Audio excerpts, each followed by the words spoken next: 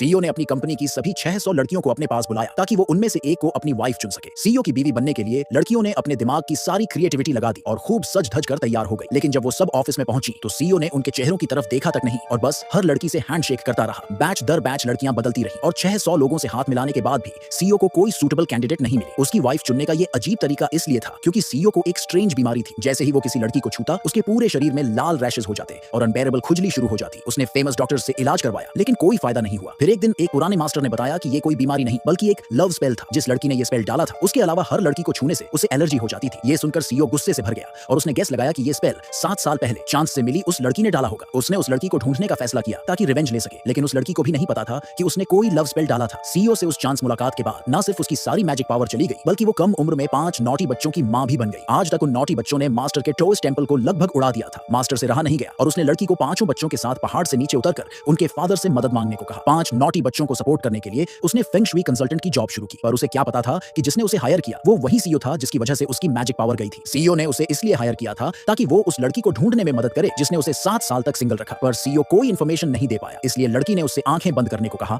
और उस वुमन की शक्ल याद करने की कोशिश करने को बोला। फिर उसने एक स्पेल डाला और जल्दी से कैलकुलेट कर लिया कि जिसे सीईओ ढूंढ रहा था वो कंपनी में ही थी। लेकिन सारी फीमेल एम्प्लॉई से हैंडशेक करने के बाद भी वो लड़की नहीं मिली। उधर अपनी मां को हार्ड वर्क से बचाने के लिए लड़की के 5 नॉटी बच्चों ने अपने अपने मैजिकल पावर्स इस्तेमाल करने का फैसला किया ताकि अपने फादर को जल्दी ढूंढ सके जिससे वो कभी मिले नहीं थे। सबसे बड़ा भाई जो टॉप हैकर था ने अपना लैपटॉप खोला, जबकि छोटी बहन जो टाओइस्ट मैजिक में जीनियस थी ने अपना कंपास निकाला। देखते ही देखते दोनों ने अपने फादर की सारी इंफॉर्मेशन ढूंढ ली। मैजिक जानने वाली छोटी बहन को लगा कि कार से जाना स्लो होगा, इसलिए वो अपनी मैजिक पावर से इंस्टेंटली अपने फादर की कंपनी पहुंच गई। सीईओ को अपनी तरफ आते देख वो एक्साइटेड होकर उसे हग करने दौड़ी और जोर जोर से डैड चिल्लाने लगी। सीईओ थोड़ा घबरा गया और पूछा कि क्या उसने उसे किसी और से कंफ्यूज कर लिया, लेकिन छोटी लड़की अपनी एबिलिटीज पर कॉन्फिडेंट थी और बोली कि वो गलत नहीं हो सकती। शायद ब्लड कनेक्शन की वजह से सीईओ को भी उस लड़की से एक अजीब क्लोजनेस महसूस हुई। पास खड़े असिस्टेंट ने भी कहा कि बच्ची उसकी तरह दिखती है। इससे सीईओ को शक हुआ तो वो छोटी लड़की को ऑफिस ले गया और असिस्टेंट से फेंग शुई कंसल्टेंट को बुलाकर बच्ची का बैकग्राउंड कैलकुलेट करने को कहा। अपने फादर के डिसबिलीफ को देख छोटी लड़की ने अपना एक बाल तोड़ा और सीईओ से कहा कि जब टाइम मिले तो पैटर्निटी टेस्ट कर ले। उसी वक्त वो वुमन ऑफिस में घुसने वाली थी,